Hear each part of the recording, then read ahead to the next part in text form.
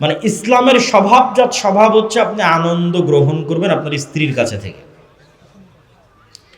আপনার স্ত্রী হচ্ছে লিতাসকুনু ইলাইহা, আপনার প্রশান্তির জায়গা। যে যত নিকৃষ্ট থেকে নিকৃষ্ট নিচে নামানো যায় মানুষকে, এটা শয়তানের একটা প্রজেক্ট, যে মানুষকে মানুষের জায়গা থেকে নিচে নামাতে হবে। মানুষকে আল্লাহ ফিতরাতের উপর সৃষ্টি করেছে, ফিতরাতুল, যেই ফিতরাত বাস্তব স্বভাবজাত বৈশিষ্ট্য, এটার উপর আল্লাহ মানুষকে সৃষ্টি করেছে। এবং আল্লাহ বলছে ইসলাম হচ্ছে ফিতরাত, মানে ইসলামে আমি যে বিধিবিধান দিয়েছি এটাই মানুষের বাস্তব অবস্থা। মানুষকে যেইভাবে আমি তৈরি করেছি এটার সাথে শতভাগ খাপ খায়, শতভাগ মিলে, মানুষের সাইকোলজির সাথে, মানুষের চিন্তা চেতনার সাথে, মানুষের শরীরের সাথে একমাত্র মিলবে, সেটার নাম ইসলাম। ইসলাম হচ্ছে ফিতরাত, মানুষের স্বভাবজাত বৈশিষ্ট্য। আর শয়তান কি চায়? মানুষকে স্বভাবজাত বৈশিষ্ট্য থেকে বের করে নিয়ে যেতে চায়।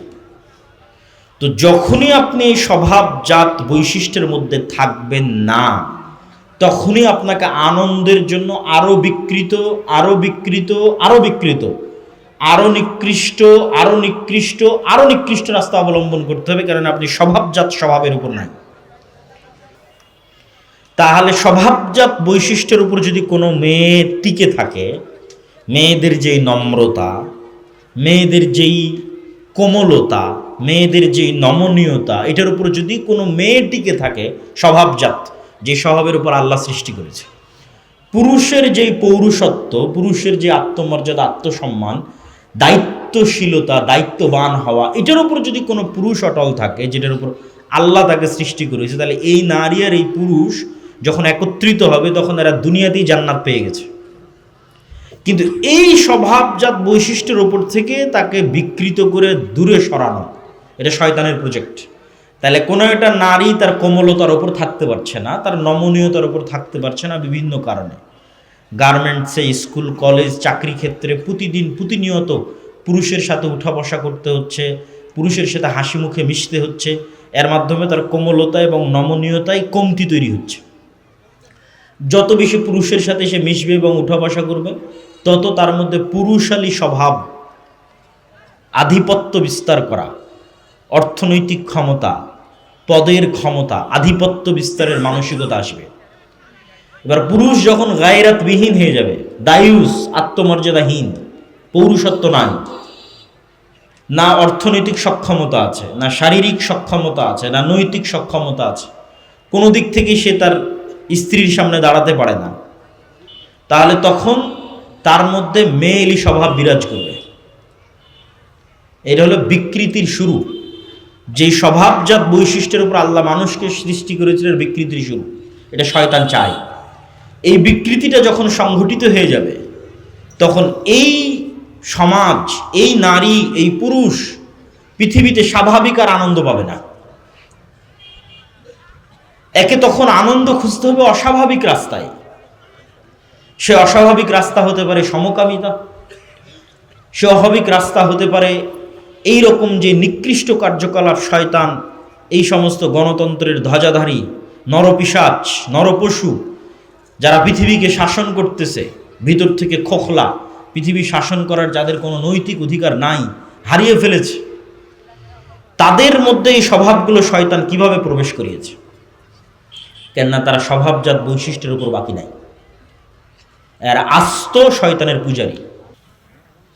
শয়তান যে সমস্ত কাজ দিয়ে আমাকে জাহান্নামে নিয়ে যেতে চায়, তার মধ্যে বড় গুনাহগুলো করানো কঠিন। সামাজিক নিয়ম কানুনের কারণে করা কঠিন, চক্ষু লজ্জার কারণে করা কঠিন, মান সম্মানের ভয়ের কারণে করা কঠিন। আপনি কাউকে হত্যা করবেন, আপনাকে দিয়ে কাউকে হত্যা করিয়ে শয়তান আপনাকে জাহান্নামে নিয়ে যাবে, এটা বাস্তবায়ন করতে শয়তানকে অনেক পরিশ্রম করতে হয়। আপনি কারোর সাথে জেনায় লিপ্ত হবেন, তারপরে শয়তান আপনাকে জাহান্নামে নিয়ে যাবে, এটা বাস্তবায়ন করতে শয়তানকে অনেক পরিশ্রম করতে হয়। কিন্তু একটা কাজ যেটা বাস্তবায়ন করতে শয়তানকে কোনো পরিশ্রম করতে হয় না, সেটা হচ্ছে শয়তান শুধু বলবে অমুককে গালি দে, অমুকের দুর্নাম কর, অমুকের বিরুদ্ধে কমেন্ট লেখ, অমুকের বিরুদ্ধে কথা বল। এই একটা কাজ করাতে শয়তানকে কোনো পরিশ্রম করতে হয় না, শুধু বাটন চাপতে দেরি, আপনি করতে দেরি করবেন না। মানে আপনার কলবে শয়তানের ওয়াসওয়াসা আসতে যতক্ষণ দেরি লাগে, করতে আপনার দেরি হবে না। আর এটির কথায় আমি বলেছি, মাসিক আল ইতিসামের এই মাসের সম্পাদকীয় আছে নির্বাচন কেন্দ্রিক যত গুনাহ। তো এটির কথা আমি বলেছি যে গোলাম বা কৃতদাসের স্বভাব হচ্ছে যাদের আত্মসম্মান এবং আত্মমর্যাদা থাকে না, তাদেরই বৈশিষ্ট্য হচ্ছে গীবত, অপবাদ, পরনিন্দা, মারামারি, কাড়াকাড়ি, গণ্ডগোল, তাদেরই বৈশিষ্ট্য। তো গণতন্ত্র এমন এক মতবাদের নাম যেটির মধ্যে মুসলমানদেরকে নিক্ষেপ করার মাধ্যমে মুসলমানদের গোলাম হওয়ার কালচারকে অব্যাহত রাখা হয়, যে মুসলমানেরা যেন আর স্বাধীন আত্মমর্যাদা সম্পন্ন না হতে পারে, এর মধ্যে যেন গোলামির স্বভাব বিরাজমান থাকে। এটি করার জন্য, এটি অব্যাহত রাখার জন্য এটিকে চালু রাখা হয়েছে। ইসলামে অবশ্যই রাজনীতি আছে। ইসলাম একটি পূর্ণাঙ্গ রাষ্ট্র ব্যবস্থার নাম, একটি পূর্ণাঙ্গ জীবন ব্যবস্থার নাম। রাসূলুল্লাহ সাল্লাল্লাহু আলাইহি ওয়াসাল্লামের চেয়ে রাষ্ট্রনীতি, অর্থনীতি আজকের পৃথিবীতেও কেউ ভালো বুঝে এটা নয়। সাহাবায়ে কেরামের চেয়ে, খোলাফায়ে রাশিদিনের চেয়ে আজকের পৃথিবীতে ভালো কেউ বোঝে অর্থনীতি, রাজনীতি এটা নয়। খেলাফার চেয়ে সুন্দর ব্যবস্থা পৃথিবীতে রাষ্ট্র পরিচালনার আছে, এটা অসম্ভব। যারা আমাদেরকে গণতন্ত্রের বুলি আওড়ায় যে তোমরা জপো, জিকির করো, যে গণতন্ত্র গণতন্ত্র এটা জিকির করো, এর বাইরে যাওয়ার সুযোগ নাই। যারা আমাদেরকে মানবতাবাদের দার্স দেয়, আমাদেরকে পড়ায় যে আমাদের কাছ থেকে তোমাদের মানবতা শিখতে হবে, আমাদের কাছ থেকে তোমাদের ন্যায় নীতি শিখতে হবে, আমাদের কাছ থেকে তোমাদের নারীর অধিকার শিখতে হবে, আমাদের কাছ থেকে তোমাদের গণতন্ত্র শিখতে হবে, এগুলো আধুনিক বিশ্বের মানদণ্ড। কিন্তু কিছুদিন আগে অন্তত যারা শিক্ষিত সমাজ, যারা ফেসবুক ইউটিউবে অ্যাক্টিভ থাকেন, তারা জানেন।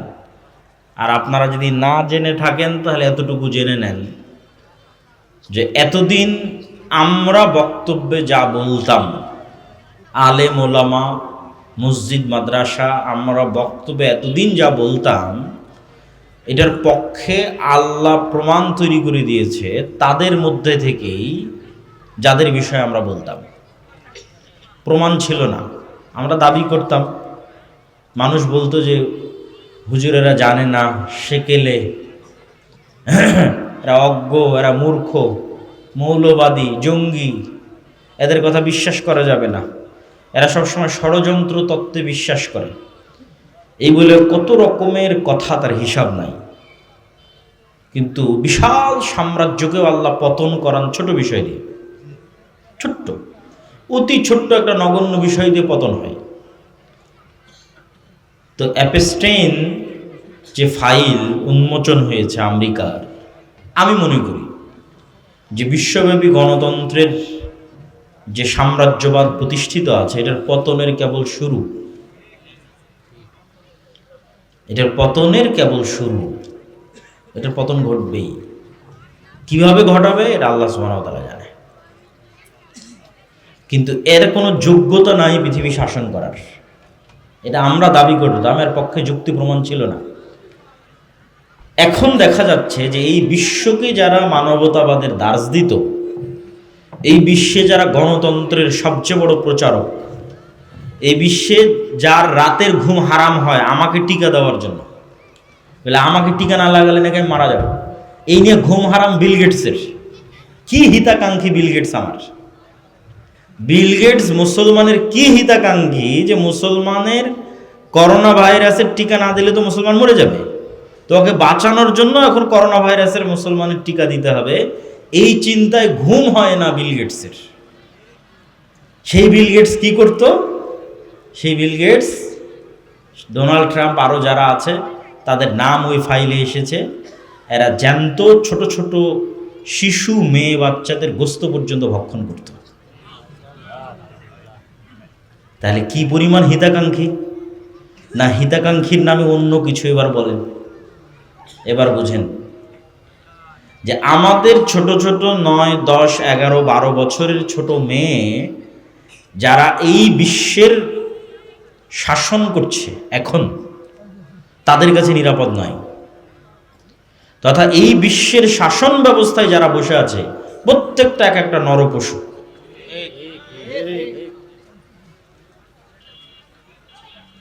যারা মুসলমানদেরকে মানবতাবাদের দার্স দেয়, গণতন্ত্রের ধ্বজাধরি, যে গণতন্ত্র প্রতিষ্ঠা করলে তোমরা নিরাপদে থাকবা, ন্যায় শাসন প্রতিষ্ঠা হবে, এই গণতন্ত্রের যারা দার্স দেয়, বুলিয়া ওড়ায়, এরা প্রত্যেকটা এক একটা আস্ত নরপিশাচ।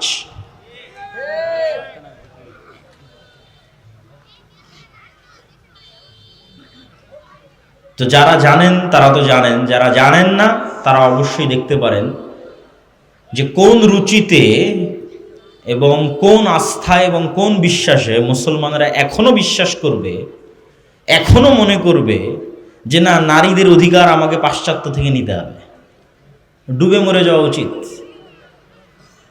কোন বিশ্বাসে, কোন আস্থায় এখনো পৃথিবীর মানুষ মনে করবে যে না, আমাকে ন্যায় ইনসাফ প্রতিষ্ঠা করতে গণতন্ত্রের কাছে যেতে হবে। আমি আজকেও বলেছি, আগেও বলেছি, আবারও বলছি যে গণতন্ত্র কেন্দ্রিক এবং আধুনিক যে বিশ্ব শাসন ব্যবস্থা আছে, পুঁজিবাদী ব্যবস্থা, এটার পতনের শুরু যারা এই পর্যায়ে চলে গেছে, এইরকম হায়েনা হয়ে গেছে যে 9, 10, 11 বছরের মেয়ে শিশুকে সারা পৃথিবী থেকে ক্রয় করে নিয়ে গিয়ে একটা দ্বীপে নিয়ে গিয়ে একত্রিত হয়ে এই সমস্ত বিশ্বের শাসকেরা, অর্থনীতিবিদেরা তাদেরকে ভক্ষণ করবে, তাদের উপর জুলুম চালাবে, তাদের রান্না করা গোস্ত খাবে এবং সরাসরি শয়তানের আস্ত পূজা, যেই শয়তানের নাম আল্লাহ সুবহানাহু ওয়া তাআলা পবিত্র কোরআন মাজিদে বলেছেন, বাল নামক মূর্তির পূজা। তো এই সমস্ত কাজ কিন্তু শয়তান চায়, এগুলো কাজ শয়তান পছন্দ করে। যারা শয়তানের দোসর, যারা সত্যিকার অর্থে শয়তানের অনুসারী, তাদেরকে দিয়ে শয়তান এই কাজগুলো করায়। ওই পূজারই নয় যে নিজের অজান্তে শয়তানের পূজা করছে, জেনে বুঝে শয়তানেরই পূজা করতেছে, শয়তানকে নিজের ইলাহ মেনে ইবলিস কোনটাতে খুশি হবে সেটা করতেছে। এবং যদি তারা সরাসরি ইবলিসের সাথে মিটিং দেয়, সরাসরি শয়তানের সাথে সাক্ষাতে কথা বলে, তবু আশ্চর্যের হওয়ার কোনো বিষয় নয়, স্বাভাবিক একটি বিষয়। তো এই যে শয়তান এবং শয়তানের অনুসারী যারা যারা আজকের পৃথিবী শাসন করছে, এদের শত্রু তো ইসলাম, এদের শত্রু তো নবীরা, নবীদের উত্তরসূরিরা, এদের শত্রু তো মানুষের স্বভাবজাত বৈশিষ্ট্য যেটার উপর ইসলাম টিকে আছে। তো এই জন্য আমি আমার বহু বক্তব্যে বলেছি এবং আজকেও বলছি, ইসলাম নিজেই কোনো দল, সংগঠন, মতবাদ, আদর্শ, নির্বাচন, ভোট কোনো কিছু ছাড়াই ইসলাম নিজেই ইটসেলফ একটা বিপ্লব।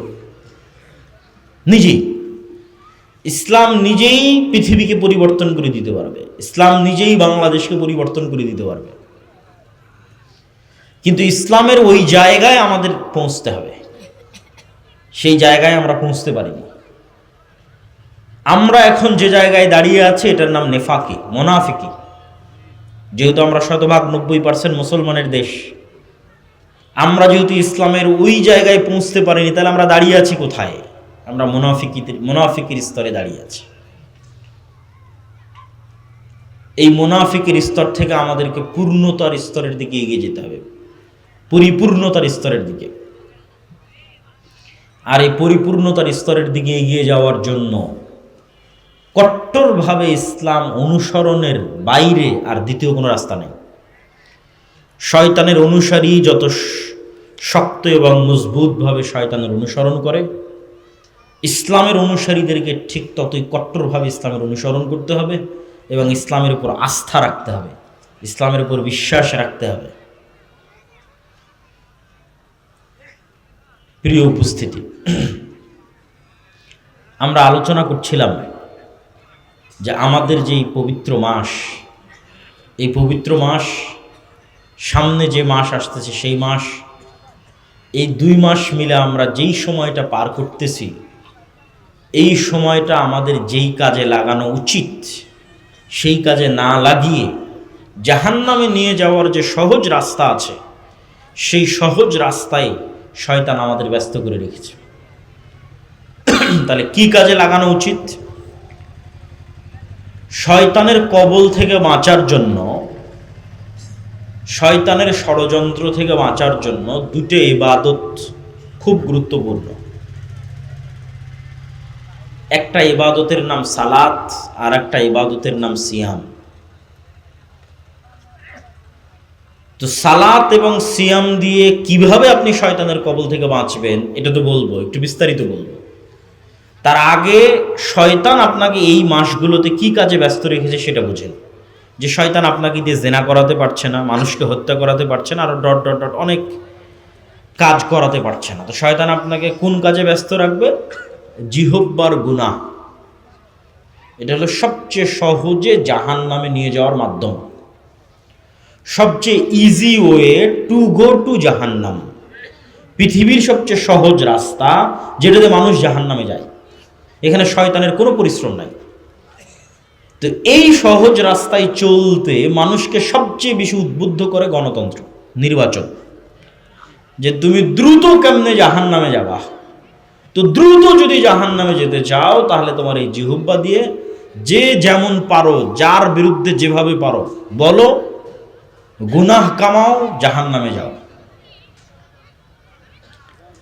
ইসলামী শাসন ব্যবস্থায় বিভক্তির কোনো সুযোগ নাই। মানে ইসলামের যে রাষ্ট্রীয় থিওরি, রাষ্ট্র প্রতিষ্ঠা হবে, এখানে বিভক্তির কোনো চান্স নাই। দেখেন, আমি আবারও বলছি, ইসলামে পলিটিক্স আছে, কিন্তু গণতন্ত্রের যে ইসলাম, এই ইসলামের যে পলিটিক্স, এটার কিছু ভালো দিকও থাকতে পারে, হতে পারে, আল্লাহ ভালো জানে, কিন্তু কিছু খারাপ দিকও আছে। এই খারাপ দিকটা হচ্ছে সরাসরি ইসলামকে শত্রু বানিয়ে দেওয়া হয়, সরাসরি ইসলাম শত্রুতে পরিণত হয়ে যায়।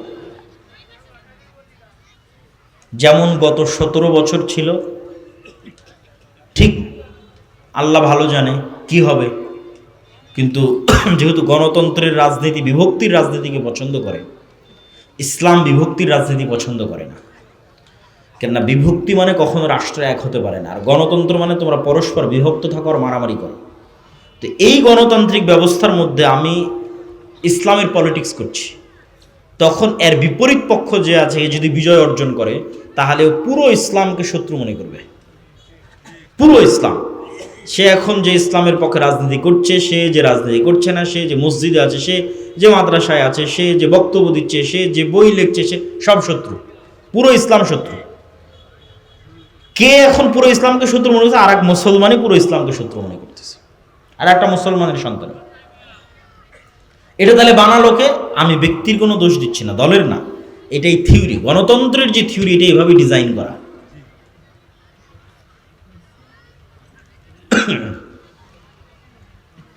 তো এই যে বিভক্তির যে রাজনীতি, এই বিভক্তির রাজনীতির সবচেয়ে বড় অনুষঙ্গ হচ্ছে গীবত, তহমত, অপবাদ।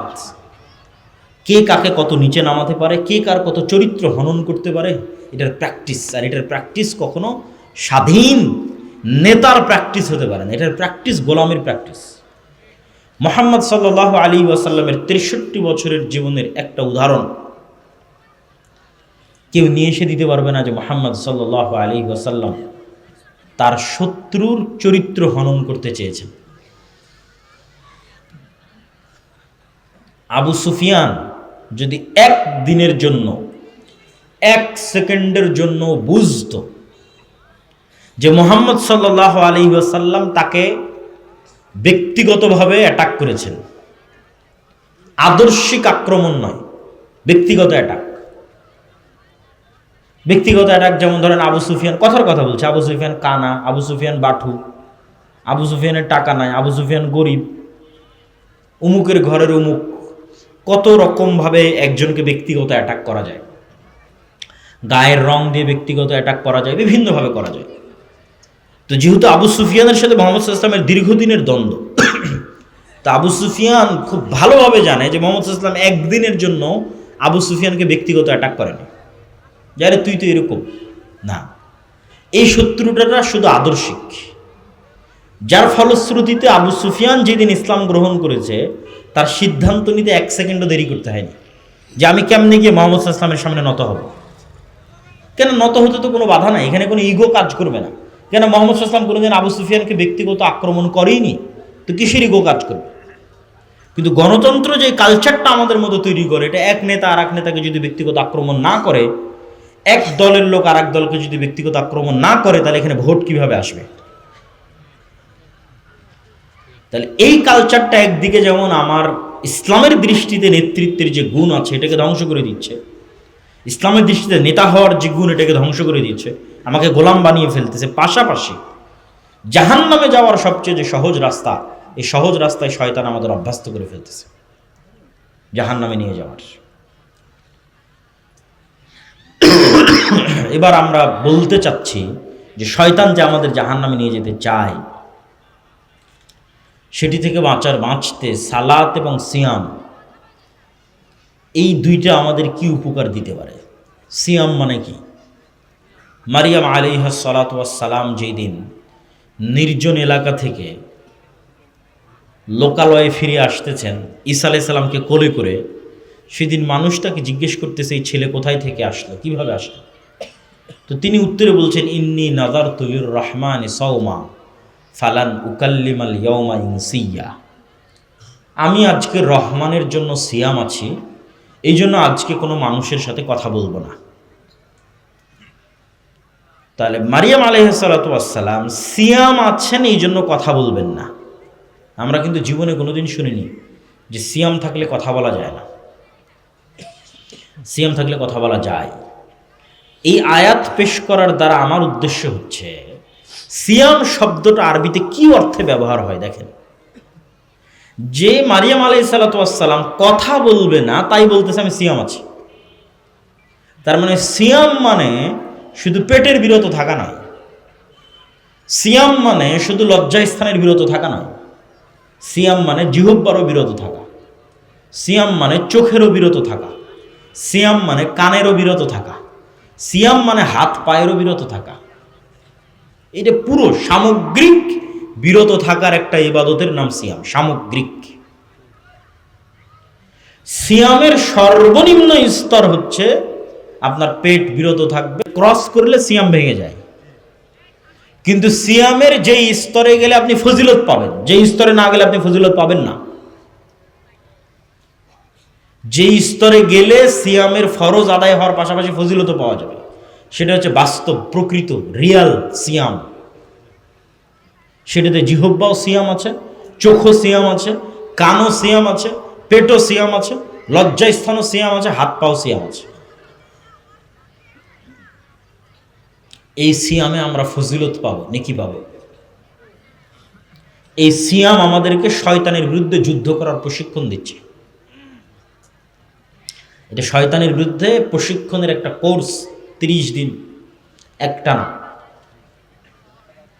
শুধু না খেয়ে থাকলাম, তারপরে সব অন্যায় ব্যস্ত থাকলাম, সালাতের ধার ধারলাম না, জিহ্বাকে মানুষের নিন্দা গীবতে ব্যস্ত রাখলাম, কানকে গান শ্রবণে ব্যস্ত রাখলাম, চোখকে অশ্লীল দৃশ্য দেখায় ব্যস্ত রাখলাম, এই সিয়ামের কোনো দাম নাই। এই সিয়াম তো শয়তানের বিরুদ্ধে যুদ্ধ হলো না। এই সিয়াম তো আমাকে লাআল্লাকুম তাত্তাকুন, বেঁচে থাকার, বিরত থাকার প্র্যাকটিস দিতে পারলো না। তাত্তাকুনের শাব্দিক অর্থ কি? বেঁচে বেঁচে চলা, পরহেজগার না উর্দুতে বলে, সেখান থেকে এসেছে পরহেজগার। উর্দুতে যখন কোনো মানুষ অসুস্থ হয় তখন ডাক্তার বলে খানে মে থোড়া পরহেজ করকে চলনা, মানে খাবারে একটু বেছে বেছে চলিও, পরহেজ করকে চলনা, বেছে বেছে চলিও। ওইটাকে মুত্তাকিকে তখন উর্দুতে বলেছে পরহেজগার, আমরা বলেছি পরহেজগার। তার মানে যে বেছে বেছে চলে। তাহলে বেছে বেছে চলার প্র্যাকটিসটা কোথায় হচ্ছে? লাআল্লাকুম তাত্তাকুন, ইয়া আইয়ুহাল্লাযীনা আমানু কুতিবা আলাইকুমুস সিয়াম, তোমাদের উপর সিয়াম ফরজ করা হয়েছে। কামা কুতিবা আলাল্লাযীনা মিন ক্বাবলিকুম, যেমন তোমাদের পূর্ববর্তীদের উপর ফরজ করা হয়েছে। লাআল্লাকুম তাত্তাকুন, যেন তোমরা বেছে বেছে চলার প্রশিক্ষণ নিতে পারো, বিরত থাকার প্র্যাকটিস করতে পারো শয়তানের বিরুদ্ধে। তাহলে এই বিরত থাকাটা তখনই পূর্ণাঙ্গতা পাবে যখন আপনার জিহ্বা বিরত আছে, চোখ বিরত আছে, কান বিরত আছে, পেট বিরত আছে, লজ্জাস্থান বিরত আছে, হাত এবং পা বিরত আছে। এবার আপনি পুরো 1 মাস শয়তানের বিরুদ্ধে যুদ্ধ করার প্রশিক্ষণ নিলেন, বিরত থাকার প্রশিক্ষণ নিলেন। প্রিয় উপস্থিতি, যেই সমস্ত বিষয়ের মাধ্যমে শয়তান মানুষকে ঘায়েল করতে চায় তার অন্যতম 3টি বিষয় হচ্ছে অত্যাধিক খাওয়া, অত্যাধিক ঘুমানো, অত্যাধিক কথা বলা। এই 3টে শয়তান আমাদের উপর চাপিয়ে দিতে চায় যে সারাদিন এর ওর নামে যা ইচ্ছা তাই বলো, সারাদিন যা ভালো লাগে সব খাও, বিড়ি, সিগারেট, মদ, জুয়া, জর্দা, গুল, তামাক সব, আর যত বেশি পরিমাণ পারো একদম রাত থেকে শুরু করে ফজর থেকে শুরু করে 10টা, 11টা, 12টা পর্যন্ত ঘুমাও। এই 3টে শয়তানি স্বভাব। তাহলে পেট পূর্ণ করে যখন মানুষ খায় তখন ইবনুল কাইয়িম রাহিমাহুল্লাহ বলছেন যে মানুষের রক্ত সঞ্চালনের এই রাস্তা প্রশস্ত হয়, এবং প্রশস্ত হওয়ার কারণে ওর মধ্যে দিয়ে শয়তান আরও বেশি ঢুকতে পারে। শয়তান কিন্তু আমাদের শরীরে ঢোকে, ইয়াজরি মাজরাদ দাম, রক্ত সঞ্চালনের রাস্তাগুলোর মধ্যে দিয়ে শয়তান প্রবেশ করে। তাহলে যখন পেট পূর্ণ করে খাবে, প্রচুর পরিমাণে ঘুমাবে, তখন এগুলোতে শয়তানের প্রবেশাধিকার বাড়ে। তাহলে এই জন্য শয়তানের ঢোকা কমিয়ে আনার জন্য মানুষের জন্মগত স্বভাব, নাফসানি চাহিদা, পৃথিবীতে যদি শয়তান নাই, আজকে কল্পনা করেন ইবলিস এবং ইবলিসের বাহিনী নাই, তারপরেও মানুষের সবচেয়ে বড় শত্রু তার নিজের নাফস। কেন? এই নাফস এই পৃথিবীতে তৈরি হয়েছে, এই পৃথিবীর আলো, বাতাস, মাটি, পানি দিয়ে তৈরি হয়েছে। রূহ এসেছে আসমান থেকে, ওর সাথে দুনিয়ার সম্পর্ক নাই। কিন্তু যেই নাফস দুনিয়াতে তৈরি হয়েছে, ও তো দুনিয়ার খাওয়া, দুনিয়ার বিনোদন ভালোবাসবেই। এইটা নাফসের জন্মগত চাওয়া যে সে খাওয়াকে ভালোবাসবে, এটা নাফসের জন্মগত চাওয়া যে সে নারীকে ভালোবাসবে, এটা নাফসের জন্মগত চাওয়া যে সে টাকাকে ভালোবাসবে। নাই পৃথিবীতে শয়তান, তখন এই নাফস নিজেই আপনাকে পথভ্রষ্ট করার জন্য যথেষ্ট। এই জন্য কিছু কিছু দোয়ায় রাসূলুল্লাহ সাল্লাল্লাহু আলাইহি ওয়াসাল্লাম একসাথে নাফস থেকেও পরিত্রাণ চেয়েছেন, শয়তান থেকেও পরিত্রাণ চেয়েছেন। প্রত্যেক বক্তা যখন বক্তব্য শুরু করে তখন দেখবেন, আজকের বক্তব্য আমি শুরুতে বলেছি, নাহমাদুহু ওয়া নাস্তাঈনু ওয়া নাস্তাগফিরু ওয়া নাউযু বিল্লাহি মিন শুরুরি আনফুসিনা। আল্লাহর কাছে পরিত্রাণ চাচ্ছি আমার নাফসের অকল্যাণ থেকে। তো নাফস যদি ভয়ঙ্করই না হবে তো নাফসের অকল্যাণ থেকে কেমনে পরিত্রাণ চাই? শয়তান ছাড়া নাফস ইটসেলফ ভয়ঙ্কর, শয়তান ছাড়া। এবার নাফসের নিজের নাফসানি চাওয়া, তার সাথে শয়তান যুক্ত হয়েছে, শয়তানের ওয়াসওয়াসা, এই দুটো যখন যুক্ত হয় তখন এটা আরো ভয়ঙ্কর। তাহলে এই দুটোকে লাগাম দেওয়ার জন্য একটা বড় মাধ্যম হচ্ছে সিয়াম। নাফস নিজে চায় খেতে, খাওয়া ভালোবাসে, সেখানে আমি খাওয়া বন্ধ করে দিয়েছি। নাফস নিজে চায় যে সে ঘুমাবে, সেখানে আমি রাত জাগতেছি। নাফস চায় যে সে মানুষের বিরুদ্ধে গীবত, তহমত, অপবাদ, যত মানুষকে ছোট করতে পারে তত মজা পায়, সেখানে আমি জিহ্বার সিয়াম পালন করা শুরু করেছি। তাহলে চোখের সিয়াম, কানের সিয়াম, জিহ্বার সিয়াম, পেটের সিয়াম, লজ্জাস্থানের সিয়াম, এগুলো একসাথে শয়তান এবং আমার নাফস, এই দুটোর বিরুদ্ধেই যুদ্ধ। এই জন্য মানুষকে ভালো করতে, পরহেজগার করতে, মুত্তাকি করতে সিয়ামের কোনো বিকল্প নাই। শাবান মাসে সিয়াম পালন, রমাজানে সিয়াম পালন, বৃহস্পতিবার সোমবারে সিয়াম পালন, মাসের 3 দিন সিয়াম পালন অব্যাহত রাখতেই হবে। পারলে দাউদ আলাইহিস সালাতু ওয়াস সালামের মতো একদিন পর একদিন। আমরা সেভাবে পারি না, তবে ওস্তাদ শায়েখ আব্দুর রাজ্জাক বিন ইউসুফ এবং আমার মা ধারাবাহিক অব্যাহত সবসময় নফল সিয়াম পালন করে। বৃহস্পতিবার সোমবার, মাসের 3 দিন, শাবান মাসের শুরু থেকে সব সময়। এটা কখনো বৃহস্পতিবার সোমবারের সিয়ামও কখনো মিস দেন না, মাসের 3 দিনের সিয়ামও কখনো মিস দেন না, শাবান মাসের শুরু থেকে তো দেনই না। তো আমরা ওইভাবে পারি না, কিন্তু দেখে অনুপ্রাণিত হয়েছে না, চেষ্টা করতে হবে, পারতে হবে, করতে হবে। তো আপনাদেরকেও উৎসাহিত করছি যে আপনি যদি শাবান মাসে সিয়াম না রাখেন তাহলে আপনার ব্রেন আনপ্রিপেয়ার্ড অবস্থায় রমজানে ঢুকবে, অপ্রস্তুত অবস্থায় রমজানে ঢুকবে। আর আপনি যদি শাবানে সিয়াম রাখেন তাহলে সাইকোলজিক্যালি, মেন্টালি আপনার ব্রেনকে আপনি আগে থেকে সিগন্যাল দিচ্ছেন, ব্রেনকে সিগন্যাল দিচ্ছেন। দেখেন, ব্রেন একটা ভিন্ন স্বাধীন সত্তা, ওকে আপনি যেভাবে ইউজ করবেন ও সেভাবে অভ্যস্ত হয়ে যাবে। তো ব্রেনকে আপনি আগে থেকে সিগন্যাল দিচ্ছেন যে আমি শাবানে সিয়াম রাখছি কেন, সামনে রমজান আসতেছে। তখন ব্রেন নিজেই প্রস্তুত হবে, মেন্টালি প্রিপেয়ার্ড হবে যে না, রমজানকে মূল্যায়ন করতে হবে, রমজানে ইবাদত করতে হবে, এই মূল্যায়ন, এই প্রস্তুতিটার দরকার আছে। সিয়ামের বিষয়ে আর একটা কথা বলে আমরা সালাত কিভাবে আমাদেরকে শয়তানের কবল থেকে রক্ষা করতে পারে সেটির দিকে আগাও। সিয়ামের বিষয়ে আরেকটি কথা, রমাজান এবং শাবান এবং সিয়াম এগুলো বিষয়ে শেখ আব্দুর রাজ্জাক বিন ইউসুফ আর আলোচনা করবেন। সিয়ামের বিষয়ে একটি কথা, আল্লাহ সুবহানাহু তাআলার কাফারা সিস্টেম, গুনাহ মাফ হওয়ার যে পদ্ধতি আল্লাহ তৈরি করে রেখেছেন, আল্লাহ সেট আপ করে রেখেছেন যে গুনাহ মাফ হবে। এই পদ্ধতিতে আপনি জেহারের কাফারা বলেন, কসম ভঙ্গের কাফারা বলেন, দিনের বেলা রমজান মাসে স্ত্রীর কাছে যাওয়ার গুনাহের কাফারা বলেন, হজ বা উমরায় ভুল হলে দম দেওয়ার কাফারা বলেন, অনিচ্ছাকৃত কোনো মানুষকে হত্যা করলে দিয়াতের কাফারা বলেন, এই প্রত্যেকটা গুনাহ, কথা যত গুনাহের কাফারা আল্লাহ দিয়েছে পৃথিবীতে, এই প্রত্যেকটা কাফারা শুরু হয় গোলাম আজাদ করো, না হয় এতজন মিসকিনকে খাওয়াও।